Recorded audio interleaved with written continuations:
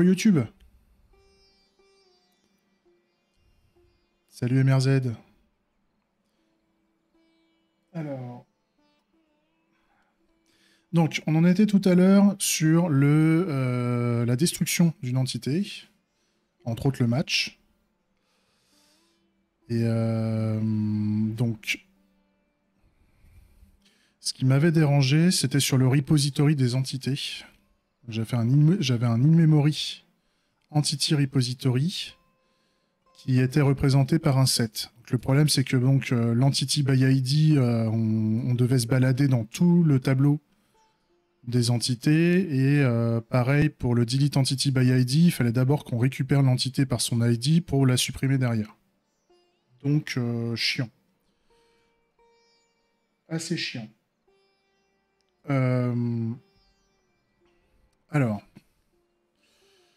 donc là on est en phase de refacto, hein, je ne rajoute pas de comportement supplémentaire, je veux juste changer un peu le design de mon... alors, on va quand même lancer tous les tests. Hein. On n'est pas des animaux. On va quand même vérifier que tout fonctionne. Voilà. Ok. Donc qu'est-ce qui se passe si je remplace mon set par un map?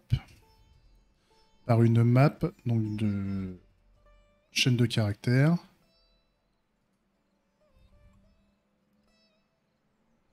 Donc là, on va remplacer par un new map à la place. Pour ajouter l'entité, donc là, le add n'existe plus. On va faire un set à la place et on va mettre... plutôt mettre entity comme ça. Et donc là, on va mettre entity .id dans entity. Voilà. Donc l'ajout de l'entité, c'est OK. Le as entity, donc là, par rapport aux valeurs, on voit que c'est OK, mais on peut faire sûrement autrement. Donc si on fait à la place de ça. L'idée, c'est qu'on ait tous les tests qui fonctionnent. Hein, donc on va voir tout de suite. Hein. Je fais un this. Le set, c'est un objet composé d'objets. Une map, c'est une collection clé-valeur, si tu vois ce que je veux dire. Mais sinon, si je t'explique mal, tu fais une recherche Google, franchement, tu vas sur les premiers résultats, tu vas trouver, tu vois. Et l'avantage, c'est que nous, les entités sont caractérisées par des ID, donc autant avoir une notion clé-valeur, parce que comme ça, on peut faire et on fait beaucoup de retrieve entity by ID, en fait, dans notre système. Ça évite de faire des boucles. Ouais, c'est ça, dictionnaire, c'est ça. Et le set, c'est vraiment... c'est comme un tableau, sauf qu'en fait, au lieu d'avoir un tableau d'un point de vue mémoire, c'est pris comme un objet, en fait. Et donc, tu as des objets dans des objets, sans avoir la notion de propriété clé-valeur, en fait, à l'intérieur.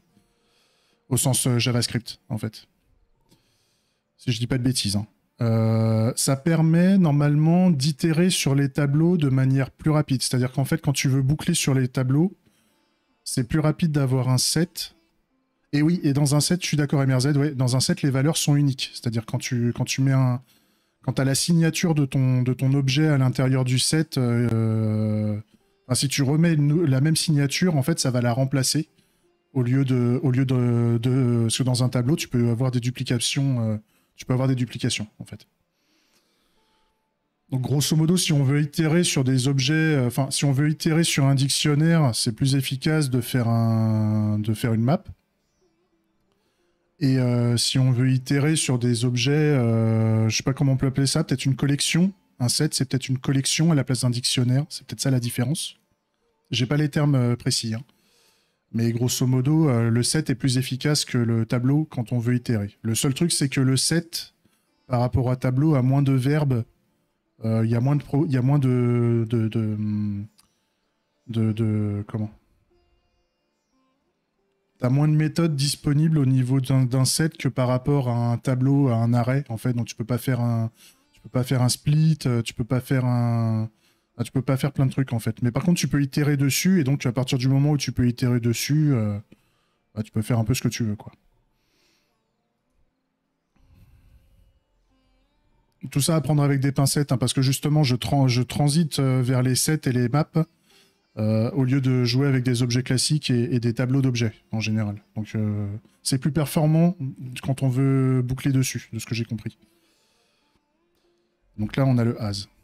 On a un as, et vu que là, on a la clé, bah, je peux faire l'entity ID directement. Je peux faire un return this entities as.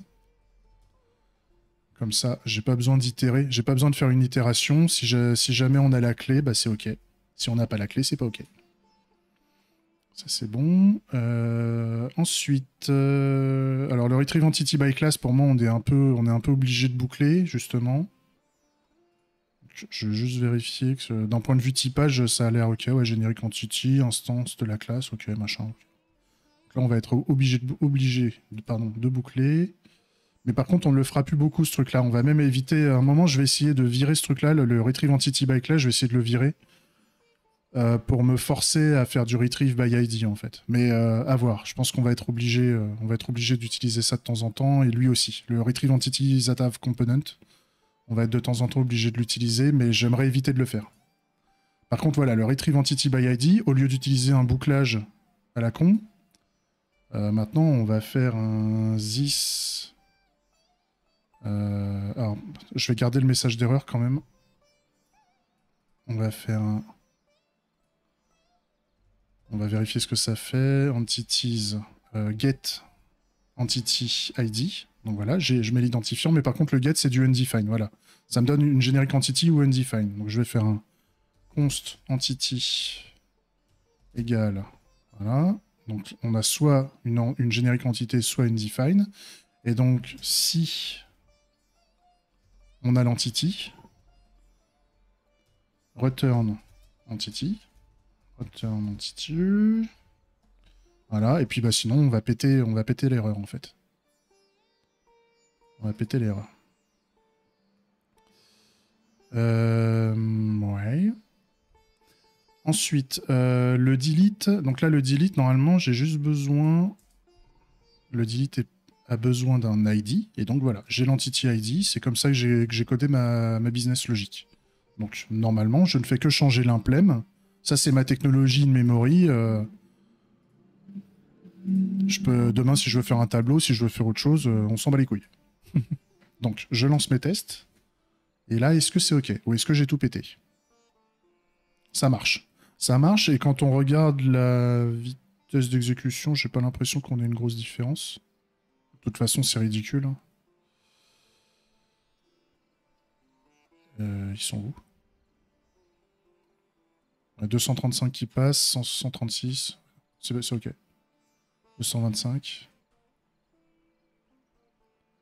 Il est où? T'es où? De toute façon, ça se joue que sur les grands nombres. Hein.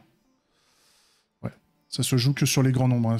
J'avais fait des tests à un moment, j'avais fait un petit coding challenge où on nous dit grosso modo ce qui se passe quand on veut faire récupérer des objets dans un tableau ou je sais pas quoi, et grosso modo, il fallait optimiser le truc pour que ça devienne linéaire sur la récupération. Bon, c'était jamais linéaire, mais en tout cas, on voyait très fortement la différence entre boucler sur un tableau, par exemple, et boucler sur un set ou un truc comme ça. Il y avait une très très grosse différence sur les grands nombres. Quand je parle des grands nombres, c'est quand on commence à vouloir itérer sur du million de composants, quoi. Là, ça commence à être un peu énervé et on a des vrais gains. En termes de cycle CPU, en termes de durée de traitement. Et donc nous, pour notre serveur et notre client, c'est intéressant parce que si on stocke beaucoup de choses en mémoire et qu'on a un jeu demain avec énormément d'entités, avec plein de bidules, et qu'on veut récupérer les trucs par leur ID machin, on va avoir quelque chose normalement qui va être très efficace et qui va faire qu'on sera quasiment line rate en fait en termes de latence. On aura une latence extrêmement faible, et la seule latence qui va compter en fait dans notre merdier, c'est la latence du réseau, et rien d'autre en fait, puisqu'on sera en dessous de la milliseconde à chaque fois pour n'importe quoi. Et donc avoir une latence, c'est pas un problème. Ce qui pose problème, c'est d'avoir des latences dans nos expériences utilisateurs qui sont au-delà de notre seuil de latence humaine Et le seuil de latence humaine, là, on commence à remarquer des différences. C'est à peu près aux alentours des 200 millisecondes, en fait. Quand on commence à cliquer sur un truc et qu'on voit que ça fait pas le bidule au bout de 200 millisecondes, on a une expérience utilisateur qui est légèrement dégradée, on va dire. Et ça, vous le voyez quand vous jouez, quand vous réglez vos FPS, en fait. Quand vous jouez à un jeu et que vous mettez des FPS ridicules, quand vous tournez en dessous des 30, je sais plus, 30 ou 40 FPS, c'est plus énervé. Ouais, le for each, alors je sais plus, il y avait une comparaison, et puis on peut pas tout faire, en fait, je crois, le for off. J'avais vu une différence, en fait. Il y avait... attends, je vais essayer de te retrouver ça. Map, for, performance, un truc comme ça. J'avais regardé vite fait hein, en JavaScript. JavaScript.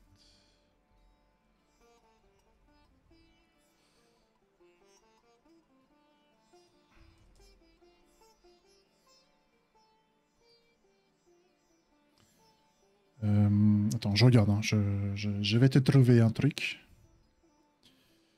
Tac, tac, tac, tac. Et normalement, à la fin... Ah, voilà, il m'avait mis un truc. Là, par exemple. Tu vois, par exemple, récupérer une entité. Donc, checker si l'entité existe avec un as, par exemple. En objet, on est à 0,250 millisecondes. Et là, en map, on est à 0,095. Donc, on est deux fois et demi plus rapide. Donc, quand tu vois sur les grands nombres, c'est quand même significatif. C'est sûr que sur le faire une fois, c'est ridicule. Le faire sur un truc, on s'en bat les couilles, tu vois. Ajouter une entrée, ben on se rend compte, tu vois, le map, il est bien énervé. Supprimer quelque chose, c'est beaucoup plus rapide avec les maps, par exemple. Par contre, il y a des moments où c'est plus faible. Là, par exemple, là, t'as les forts. Justement, là, sur une boucle for, on a du pépin quand on veut itérer. C'est pour ça, en fait, ça va dépendre de notre structure de données. Est-ce que notre donnée est facilement identifiable par son identifiant? Est-ce que toi, quand tu veux query quelque chose, tu peux le récupérer avec son identifiant? Si tu le chopes avec son identifiant, t'as pas besoin de boucler, en fait. Il y a tout un délire comme ça. Et donc, si tu réfléchis bien à comment tu peux récupérer de la donnée par son identifiant ou en faisant des queries, on va dire, tu sais, quand tu veux faire des queries un peu farfelues, justement, bah, on se rend compte que les queries à boucler, c'est pas ouf, en fait. Et donc, il y avait un truc comme ça. Alors, il y avait aussi... alors, il y a la conversion. Qu'est-ce qu'il avait montré aussi, le mec? Ah là, le mec, là, il parlait juste des maps, si je dis pas de bêtises. Il parlait pas des sets. Il parlait pas des sets par rapport au... Mais il y avait le for off. J'avais vu une comparaison, mais c'était que au niveau des tableaux. Et on avait vu que le for each était pas top, en fait. Le for each au niveau des tableaux, il est pas dingue du tout d'un point de vue perf par rapport à un for off ou par rapport à un for, tu sais, avec un for avec un index à la con, tu vois. Il y avait un truc comme ça. Map for each. Performance. JavaScript. Est-ce qu'on a un truc là-dessus?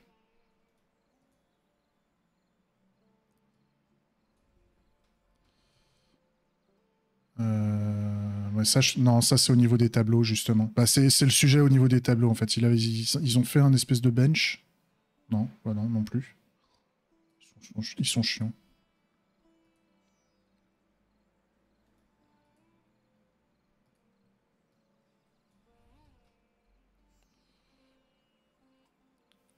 Ouais, là tu vois, là t'as le array méthode, t'as le for off ici. Alors après je sais plus, c'est le nombre d'opérations par seconde. Donc plus c'est élevé, plus c'est intéressant. Et donc il y avait différentes façons de le faire. Donc tu vois par exemple sur un tableau, le for each il est dégueulasse. Enfin dégueulasse, toute proportion gardée. Et par contre le for off il est beaucoup mieux fait. Donc c'est intéressant de savoir comment tu veux le faire. Mais après c'est toujours le même délire. Hein. Si c'est pour itérer sur 3 caca, c'est pas ça qui va te changer le monde. Par contre, quand tu as beaucoup d'éléments en mémoire et que tu veux te balader dedans, bah, tu verras que tu auras une très belle, un très beau gain de performance en fonction de l'algorithmie de l'algorithmie que tu vas vouloir faire pour itérer, quoi. Et ça, quand tu l'as pas testé, tu t'en rends pas compte, en fait. Et puis, quand tu le testes, quand tu changes l'algorithmie pour 3 kk, tu sais, quand tu as un tableau avec 3 éléments, et il y aura toujours 3 éléments, grosso modo, et tu ne tapes pas sur tableau tout le temps, tu vois, tu tapes pas sur tu veux le choper une seule fois, et puis tu as 3 éléments dedans. C'est ridicule, en fait, t'as pas besoin d'optimiser. Par contre, tu sais, tu vas charger en API 1 million de dates, par exemple. 1 million d'événements, voilà, et tu veux les trier, tu veux les reduce par jour, tu sais, tu veux récupérer des dates, enfin plein d'événements, tu veux les trier par jour et ordonner trier par jour croissant, on va dire, un calendaire, machin. Et après, tu veux, pour chaque date reduce, tu veux l'afficher dans un graphique, machin, bah tu verras qu'en fonction de l'algorithmie de parsing et d'itération, tu risques d'avoir des embrouilles, tu vois. Ou en tout cas, d'un point de vue expérience utilisateur, d'un côté, tu vas avoir un graphique qui va se charger en 5 secondes, et d'un autre côté, pour les mêmes données, le même jeu de données, tu vas avoir ton graphique qui va se constituer en 0,25 millisecondes. En 0,25 secondes, pardon. Et donc, en termes d'expérience utilisateur, tu as un truc qui est quasi instantané, et tu as un truc où tu as un espèce de temps d'attente dégueulasse, alors qu'en fait, ça fait la même chose. Donc, c'est intéressant de creuser ça. Après, bon, c'est au moment où tu te rends compte que tu as des problèmes de perf que idéalement tu fais ça par action de refacto, justement, par action de redesign. Donc, grosso modo, moi, j'y ai pensé, donc j'ai envie de le faire là. Et grosso modo, moi, je sais que je vais beaucoup récupérer mes entités par leur identifiant. Dans mon code métier, je veux pas trop récupérer en faisant de la query, en fait, pour simplifier le bidule. Donc c'est pour ça que c'est important pour moi. C'est pour ça que l'entity interactor, donc je fais de la cleanarchy, l'entity interactor, en fait, si je veux un moment me couper l'herbe sous le pied pour essayer d'optimiser les perfs, il faudrait que, par exemple, imaginons je vais le faire, je veux dire qu'est-ce qui se passe si je n'ai pas le droit de récupérer une entité par sa classe ou de récupérer une entité par rapport à ses composants. Voilà, je retire ça au niveau de l'entity interactor. C'est mon axe d'optimisation. Je ne connais pas du tout les impacts au niveau de mon code. Je ne fais que virer les options du contrat. Donc je ne peux que ajouter une entité, récupérer une entité par son identifiant ou supprimer une entité par son identifiant. Je lance mes tests. Enfin, déjà, on voit que ça déconne au niveau des tests. Parce qu'il y a l'entity interactor. Donc l'entity interactor au niveau de l'adapteur. En fait, il faudrait que je fasse un... C'est là où il faudrait que je calcule mon coût. Grosso modo, pardon, il faudrait que je mette des choses qui sont accessibles uniquement au niveau de mon adapteur de test, uniquement pour le testing. C'est-à-dire pour le testing, on s'en fout qu'on ait des petits soucis de perf, parce que c'est juste pour valider que les choses sont en place. Mais par contre, dans le code métier, on s'interdit de les utiliser, en fait. Mais là j'ai été obligé de le faire et je sais plus pourquoi, parce que le générique adapteur... ouais, c'est par rapport aux event dispatchers et tout. Il faudrait que je fasse un... Faudrait que je regarde si ça pète ailleurs, en fait. Faudrait que je regarde si ça pète ailleurs.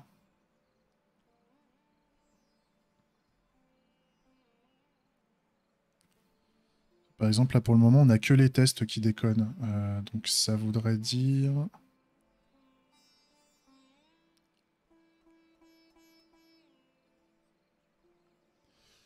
Ils sont où mes adapters?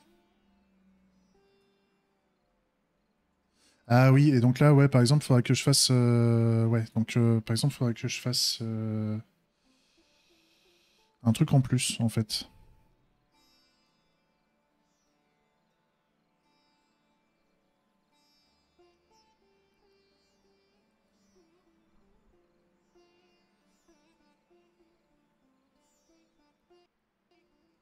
Ouais, en fait, je le tente, hein. Je le tente, on sait jamais. Donc, au niveau de mes adapters...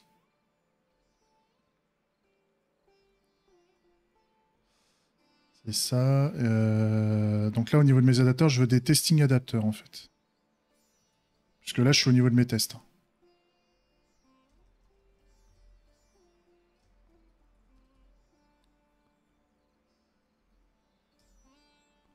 Et là, par contre, ça me modifie pas mal de choses. Parce que je fais pas la différence. Parce que là, au niveau du client adapteur...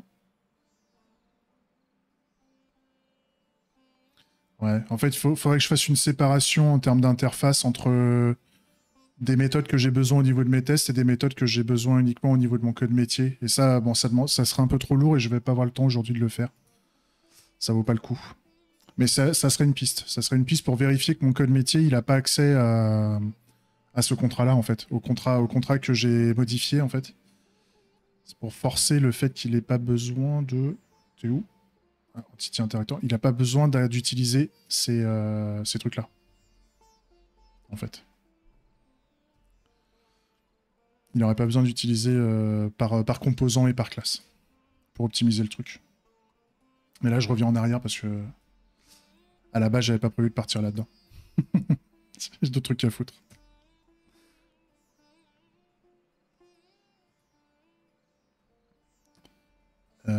J'ai tout changé. Tac, tac, tac, j'ai tout remodifié. Est-ce que si je lance mes tests, tout est propre là?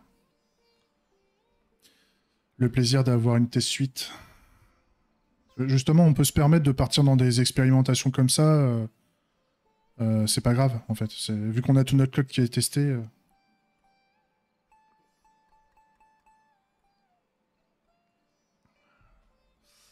C'est le plaisir. Ok. Donc là, je suis content, j'arrive à détruire ce que je veux. La question qu'on se posait... Ah oui, c'est ça par contre que j'aurais bien voulu tenter en... Est-ce que je le fais maintenant ou pas? En fait, au niveau de mes entités, pour que vous puissiez voir... les entités sont où? In memory, entity repository. On veut une entité, une generic entity, voilà.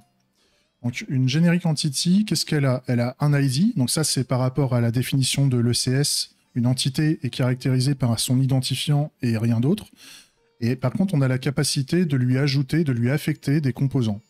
Et éventuellement d'en retirer, de vérifier si elle en a, machin et tout. Ça c'est ok. Le truc qui m'emmerde, c'est qu'en fait, voilà, le composant, il se trouve directement dans l'entité. En fait, on affecte un composant directement dans l'entité, alors qu'on pourrait faire un design légèrement différent. On pourrait avoir ce qu'on appelle un repository d'entité, en fait. Pardon, un repository de composants. Et c'est eux qui vont stocker les composants des entités, en fait. L'entité n'a pas les composants directement rattachés au niveau de la classe. On a plutôt un autre repository qui va stocker tous les composants. Mais on sait qu'un composant, il est lié à une entité en particulier. Donc ça serait intéressant, justement, d'avoir ça. Donc par exemple,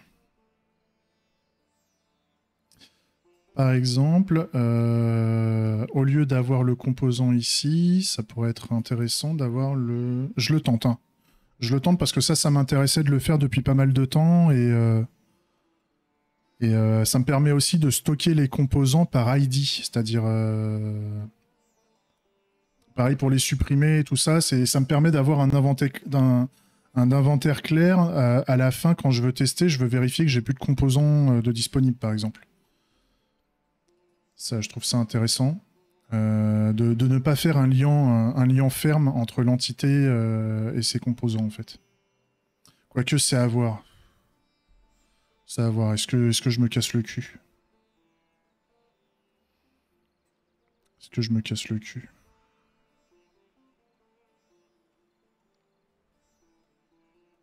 Non, on va rajouter du gameplay. On va rajouter du gameplay. Donc moi, ce que j'ai fait, au niveau des événements, donc tout à l'heure, on avait dit, quand on a les deux joueurs qui quittent le jeu se fait, les joueurs sont retirés du jeu, ça c'est ok. et enfin du match, pardon. Les joueurs se retirent du match, et on leur demande de... On envoie un événement comme quoi le joueur... Qu'est-ce qu'on avait dit tout à l'heure? Ce qu'on avait dit tout à l'heure qu'on envoyait... C'était par rapport à Quit, c'est ça? En fait, on envoie les événements de type destruction de match, destruction de robots, destruction de tours. C'était ça qu'on envoyait comme événement. Ça, c'est OK.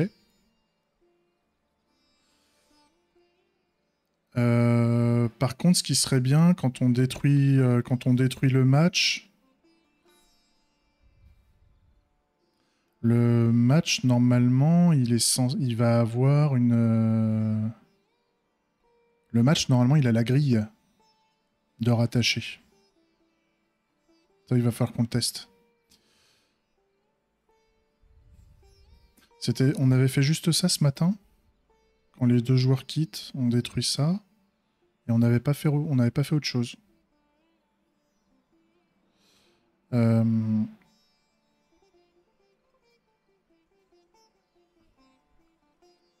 si, par contre, ce qu'on voulait faire, c'était quand le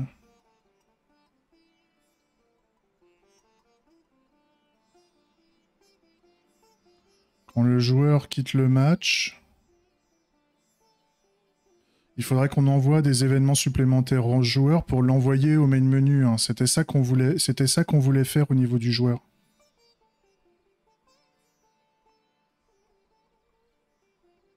Si je dis pas de bêtises. On voulait que... Ouais. Donc, grosso modo, là, il faut qu'on rajoute des événements supplémentaires. Ici.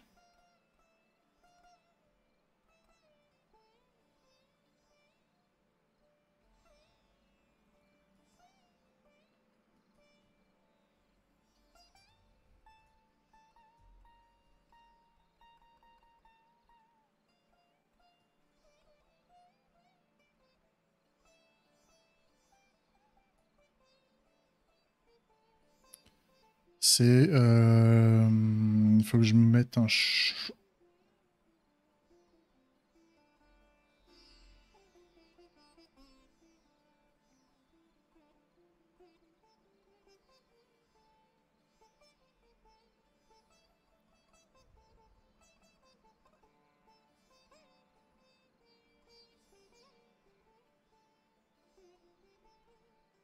On va réfléchir. Hein.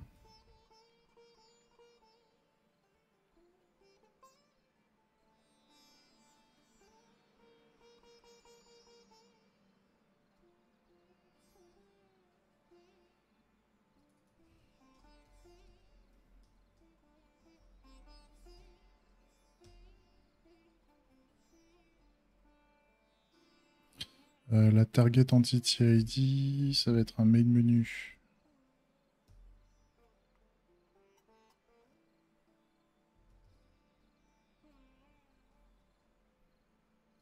C'est un truc comme ça.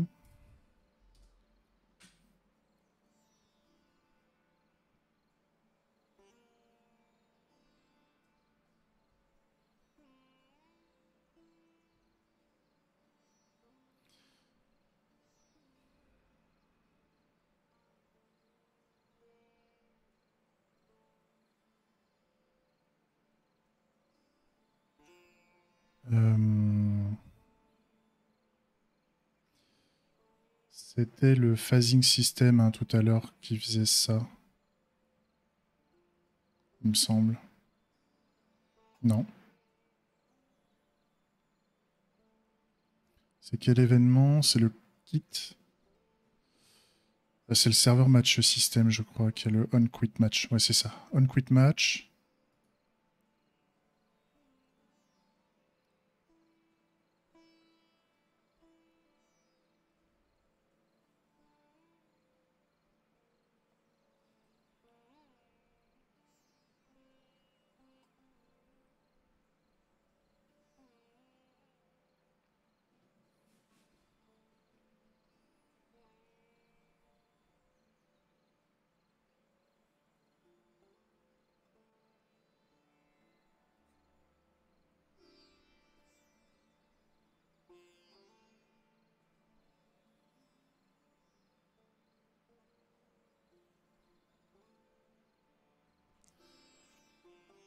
Il y a un truc que je comprends pas là.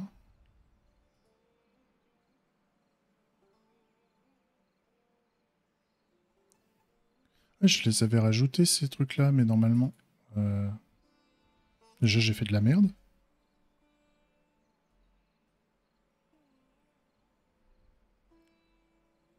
Ces événements-là, ils ont pas été trigger. Attends, je reviens en arrière parce que j'ai l'impression que j'ai des faux positifs là au niveau des tests.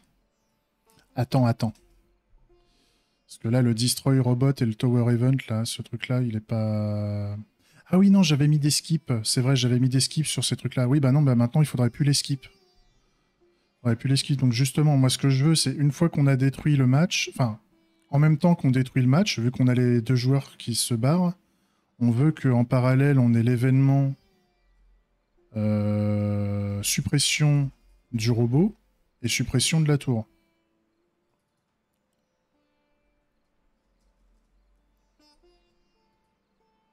Ça serait cool. Et en plus de ça, ah ouais, c'est ça. Je fatigue.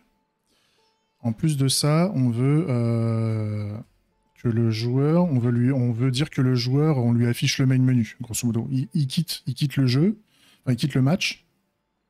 Il quitte le match, donc il rejoint le main menu. Donc il faut lui afficher. Comme ça, après, il choisit ce qu'il veut faire après derrière. C'est un peu l'idée, quoi. Donc, show event. Donc là, il me faut le player A. Player A, j'ai dit. Allô? Voilà. Player A. Ok. Donc là, par contre, j'ai plusieurs tests qui vont déconner, je le sais. Donc on va y aller de manière itérative, on va y aller un par un. Déjà, sans aucun test ajouté. Comment on dit Merde, j'ai même plus le mot. Sans conservateur. Voilà, sans conservateur ajouté, voilà. On a déjà nos tests qui fonctionnent. Maintenant, est-ce que j'envoie le fait de détruire le robot? Est-ce que j'envoie l'événement qui... Voilà. Donc là, il n'y a pas l'événement comme quoi on veut détruire le robot. Du joueur A. Donc cette fois-ci, je vais dans... Alors, je vais fermer un peu tout mon merdier là, parce que là j'ai du monde. C'est le unquit match que je dois garder. Server lifecycle system et tout ça là, tout ce merdier là, ça dégage. Voilà. Donc, ce qu'on veut faire, en plus d'envoyer l'événement ici, ce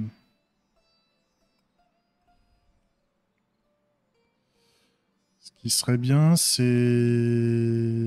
Ouais, en fait, ça, je vais en faire une méthode. Donc ça, c'est on...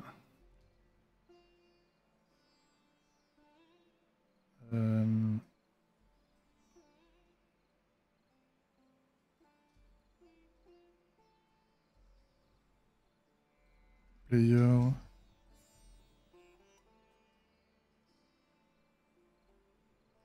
Voilà, donc quand le joueur a été retiré, en fait, on veut une promesse de void, mais en fait, on va envoyer plusieurs événements. Donc, on va faire un const events, en fait. D'accord?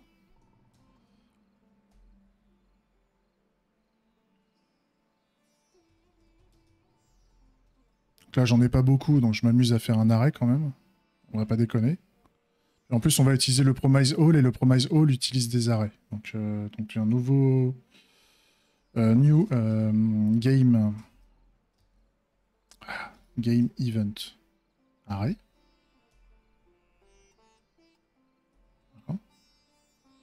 Je crois qu'il aime pas ça. C'est quoi le bordel?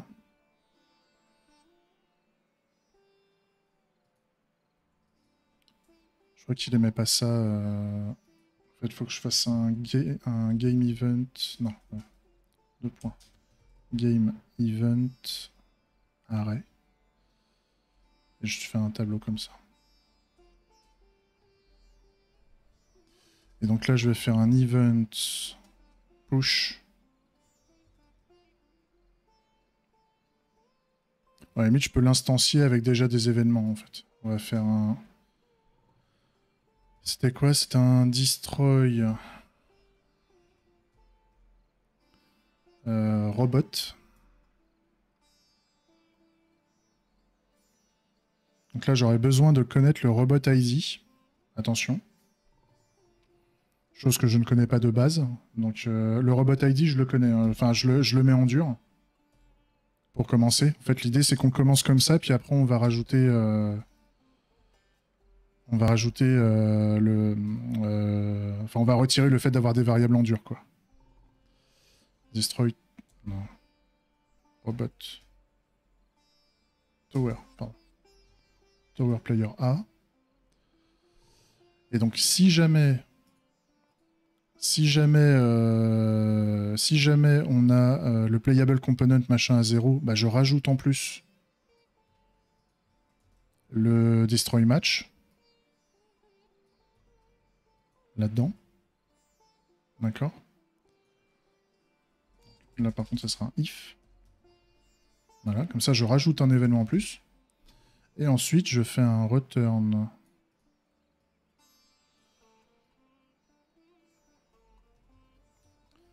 Promise all de mes événements. Map.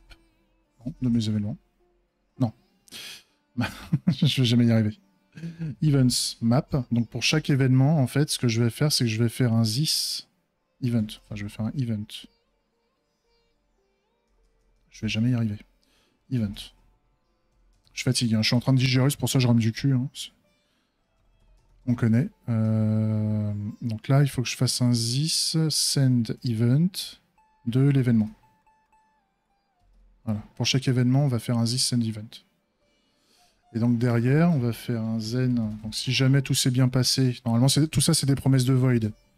Donc on va faire un resolve, un promise resolve.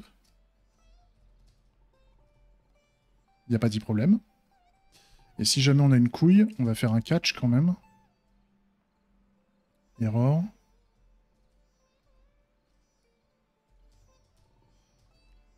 Promise reject.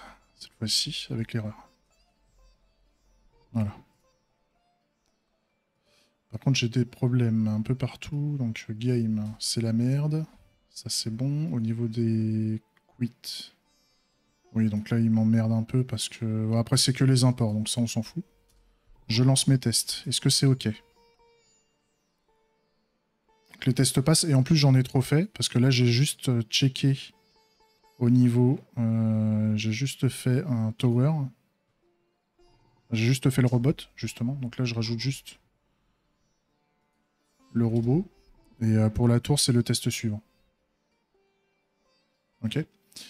Donc, je rajoute le test supplémentaire. Disons que je veux supprimer la tour.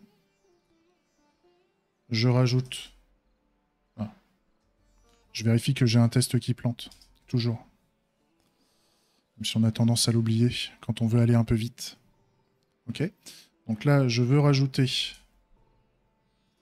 le fait de supprimer la tour du joueur.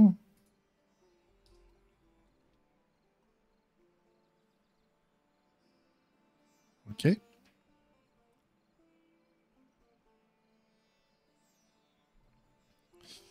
Et derrière, je veux aussi envoyer un message qui dit au joueur en question affiche le main menu, en fait. Donc, je lance mes tests. Donc, ça marche pas, il n'y a pas l'événement. Je rajoute un événement de type show event. Nous, ce qu'on voulait, c'était le main menu. Donc, le main menu, c'est les identifiants uniques parce que c'est des objets bien particuliers. Hein.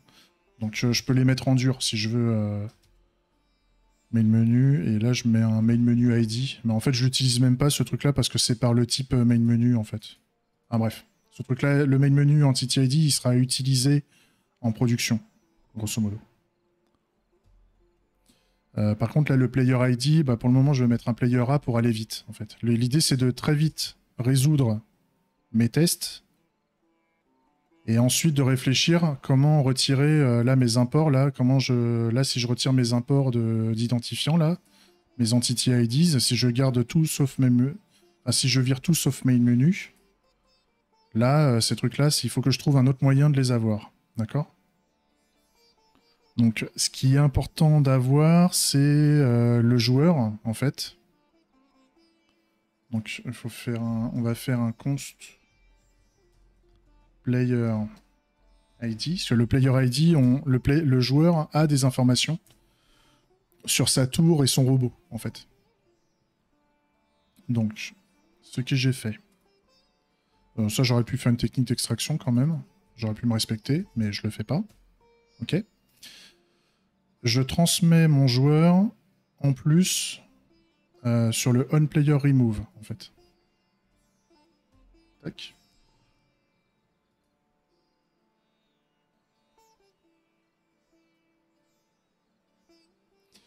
Et donc, je mets le player ID ici.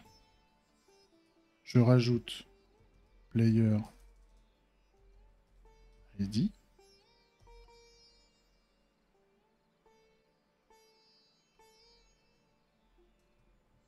Voilà. Et là, déjà, je peux mettre player ID ici. Voilà. Donc déjà, le show event, il est réglé. Par contre, comment je peux choper le robot player ID et le tower player ID à partir du player ID? Ça, normalement, on sait faire. Je peux faire un this. Est-ce que... Oui, d'ailleurs, on est dans this. Est-ce que j'ai déjà de... Non. Donc là, je peux faire un interact with entities.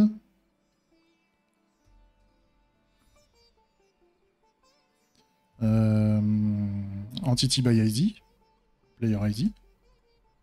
Pas player A. Player ID. C'est le apply. Point retrieve component. Et là, normalement, j'ai un entity reference en termes de composants. Donc, je peux faire un const entity référence égale. Et là, à partir de cette entity référence, normalement, je peux choper à la place du robot player ID, par exemple, je pourrais faire un entity référence point entity reference get. Et là, la clé, c'est un entity type. Donc en fait, je fais un entity type point robot ici. Par contre, le get, oui, c'est du undefined. C'est vrai. Donc en fait, je suis obligé de faire un robot ID.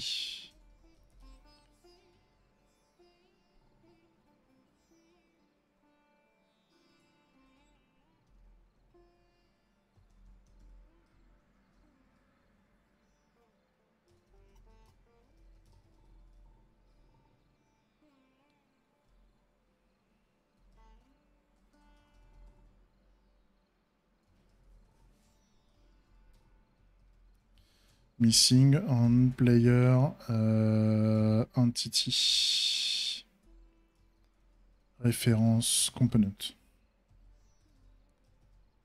Voilà. Ça, c'est la merde. Mais normalement, derrière, je peux faire un destroy robot event avec le robot ID. Ok. Ensuite, je fais la même en fait sur le Tower Player ID.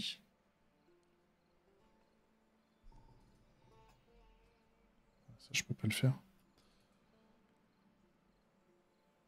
Ben, on va faire un Tower... Allez, je peux pas renommer. Pourquoi je peux pas renommer? Ouais. En fait, c'est la même chose. Hein. Sauf que je remplace Robot ID par Tower ID.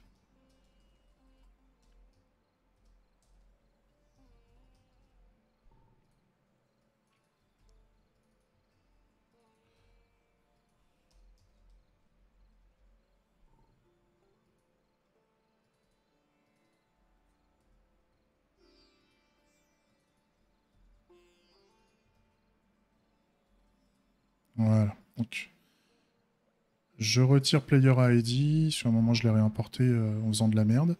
Donc là, normalement, je n'ai plus de problème de duplication. Enfin, je n'ai plus de problème de compilation, pardon. Et je devrais avoir les tests qui passent. J'ai le test qui marche pas. Alors, il y a plusieurs trucs qui déconnent.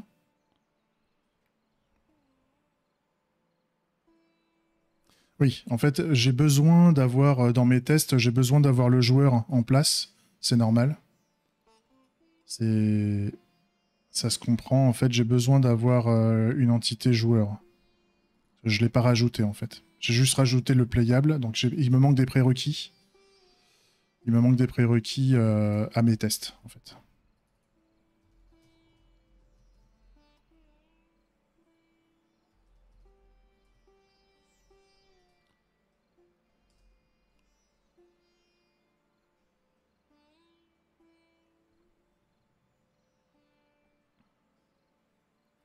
Ensuite, il me dit le composant entity référence manque dans l'entity player A, donc d'accord.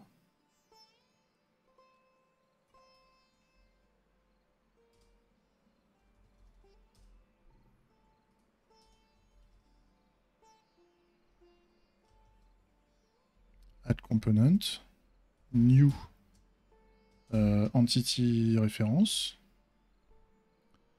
Donc entity ID player A. Et là, au niveau des références, j'ai besoin de...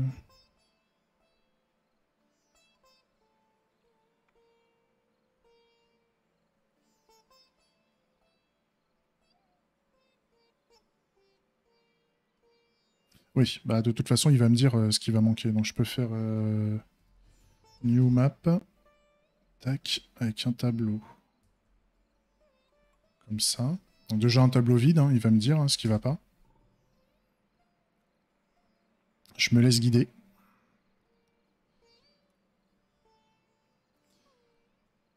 Donc là, il me dit le robot entity ID missing on player entity reference component. Donc en fait, il n'y a pas... Il me manque en fait une référence de type entity type robot. Par contre, je sais plus ce qu'on met dedans. C'est quoi? C'est... Ah non, c'est l'ID avec l'entity type. J'ai fait une connerie. Donc en fait, c'est plutôt comme ça.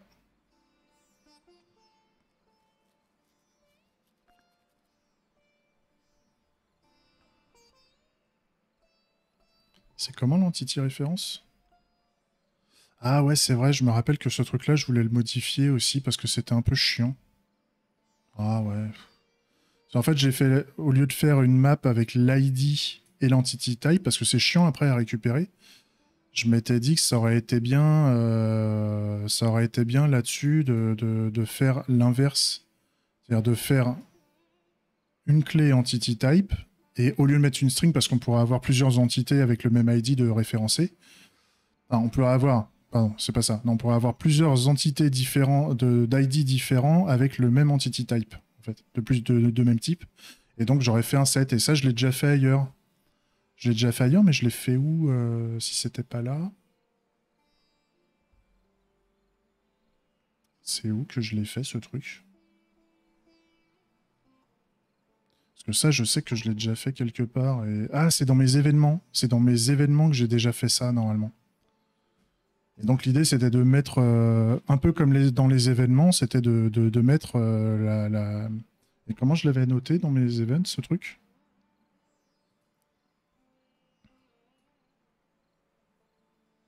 Des entity références, voilà. C'est-à-dire que grosso modo, on pourrait avoir un composant de type entity référence, et donc on a une interface entity référence, ici, qui est une map d'entity type avec un set de string. Donc ça, à la limite, ouais, j'aurais pas le temps aujourd'hui. J'aurais pas le temps aujourd'hui parce que normalement, je termine...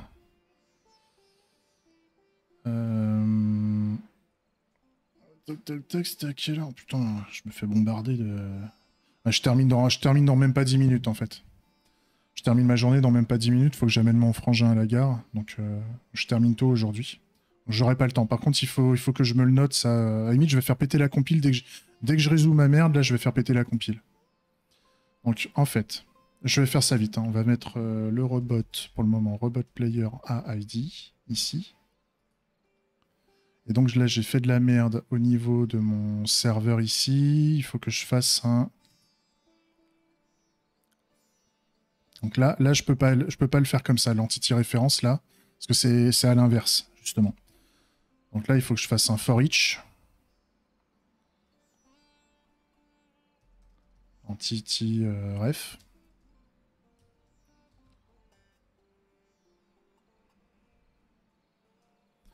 On va faire un let.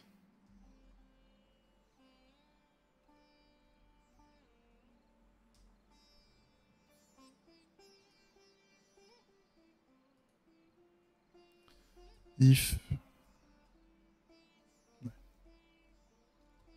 entity-ref.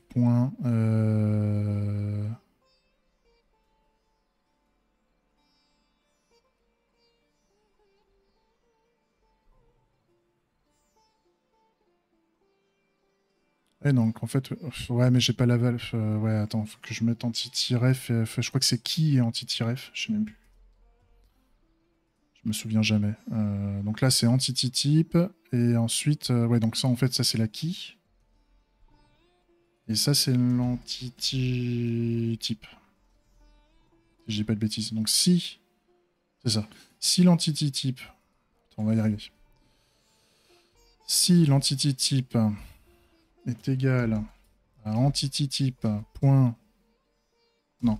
À entity type majuscule. Voilà. Robot. Dans ce cas-là... C'était quoi? Robot ID, ça. Robot ID égale... qui?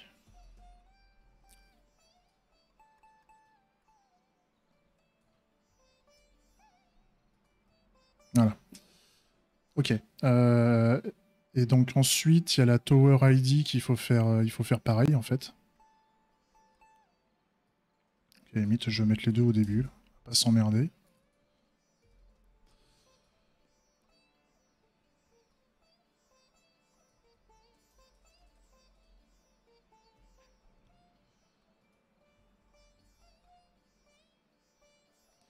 Je vais piquer tout ça en fait, hein, parce que nous, ce qu'on veut, c'est choper une Tower. La seule chose qui diffère, c'est Tower, ici. Tower, et à la place, là, je vais mettre Tower ID. Voilà, Tower ID, tac. Et donc là, le robot... Là, il est undefined, là, il est undefined, et là, il est... là, ils disent never. Ils disent never. Non, mais sinon, je peux mettre... String ou undefined égale undefined.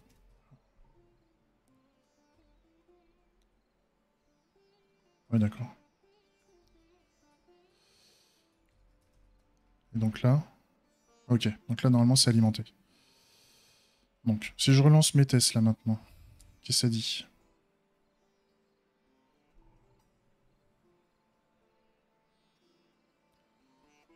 Donc, il me dit...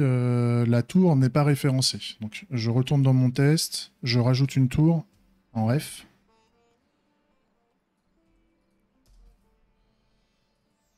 Donc là, c'est Tower Player A ID, toujours, de référence de Entity Type Tower. Voilà.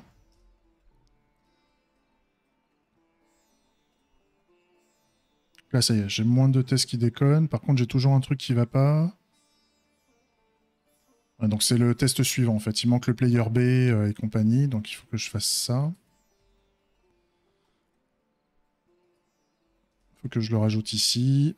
Sauf que là, je vais mettre player B. Là, je vais mettre un robot player B. Et là, je vais mettre un tower player B. Ok. Et par contre, il faut que je rajoute au niveau de mes tests ici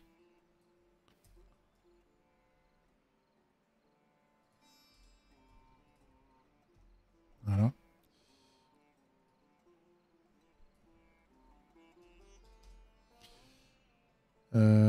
Robot, player B,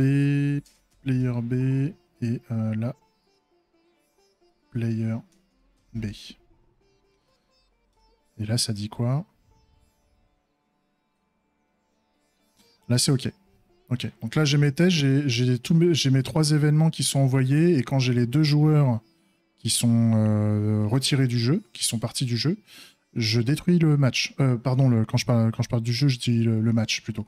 Quand j'ai les joueurs qui sont partis du match, le match, il y a un ordre de destruction du match qui est envoyé, comme ça, il y a du garbage collector qui va se faire derrière. Nickel.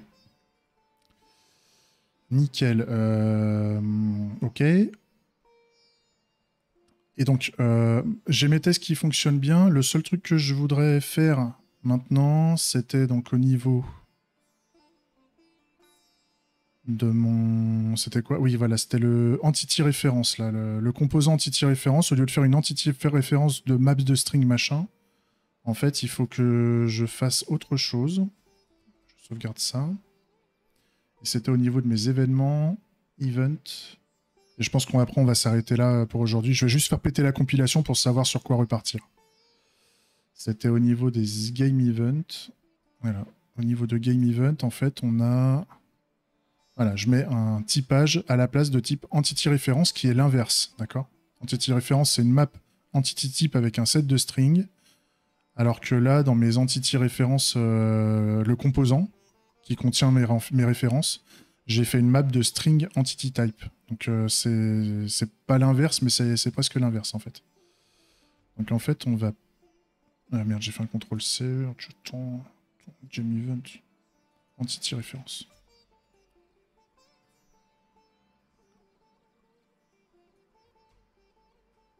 Voilà, j'importe. Non. Il veut pas importer. Ah oui, parce que... Export. Export. Voilà. Donc là, normalement, il va pouvoir me l'importer. Voilà, importe. Et donc là, pareil. Ici, tu me mets ce qui va bien.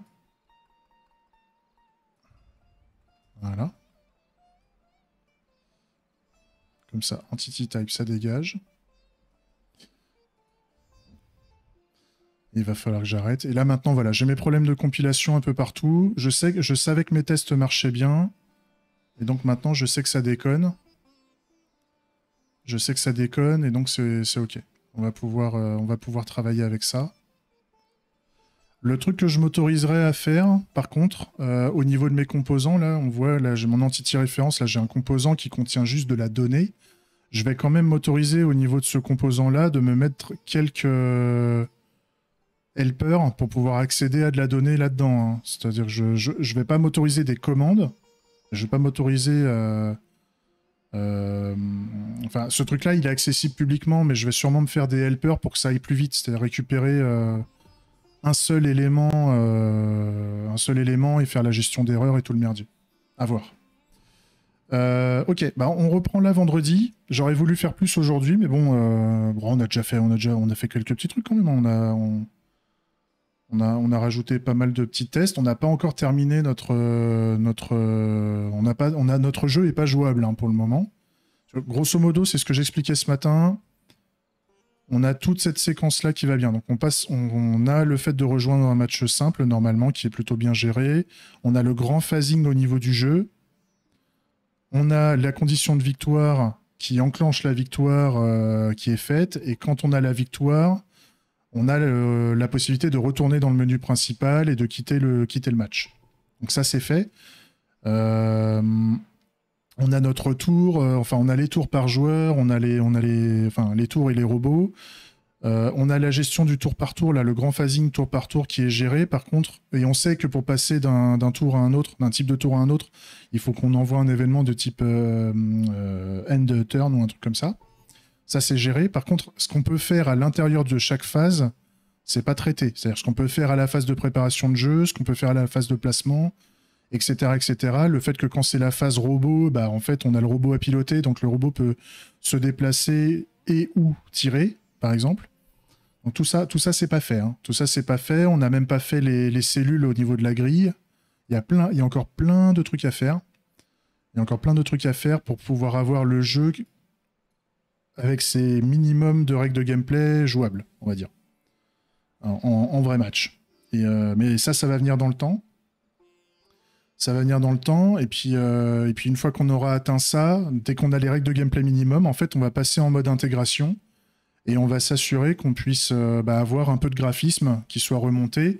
Et on va mettre en place l'architecture de messages client-serveur. Comme j'avais dit là, il y a pas mal de temps, avec du SSE, je crois, Server Send Event. On va utiliser ça au niveau REST API. Et puis, enfin voilà, il va falloir qu'on monte un petit serveur express ou un machin comme ça pour pouvoir gérer l'aspect API REST. En tout cas, API HTTP.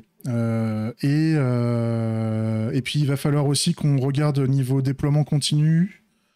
Quand on va vouloir, parce que moi je veux commencer à déployer en continu assez rapidement le serveur, comme ça à partir du moment où on a mis le pied dedans, et ben on y est, on y est, et donc si le déploiement continu va pas, on le fera évoluer. J'aimerais bien trouver une solution gratuite, donc tout en sachant que j'ai une Raspberry à la maison, donc je pourrais utiliser la Raspberry pour faire le serveur de jeu. Je pense que ça suffirait. Je fais une NAT, un machin, mais par contre, il faudrait que j'ai un runner qui va bien, ou en tout cas quelque chose qui me permette de déployer, le serveur. Le serveur et le code client, les artefacts. Hein. Les artefacts en JavaScript sur la Raspberry ou une autre plateforme gratos. Hein. Donc peut-être un Heroku, peut-être je sais pas quoi. Ou peut-être une petite VM quelque part. Le seul truc qu'on peut pas faire là, vu qu'on est sur beaucoup de choses en mémoire, on ne peut pas faire du serverless avec ce serveur. Le serverless va tout éteindre et donc on va tout perdre, ça va être chiant. Donc il faut qu'on fasse autrement. Ok. Allez, je vous laisse là. J'espère que ça vous a plu. Et puis à vendredi. Salut YouTube.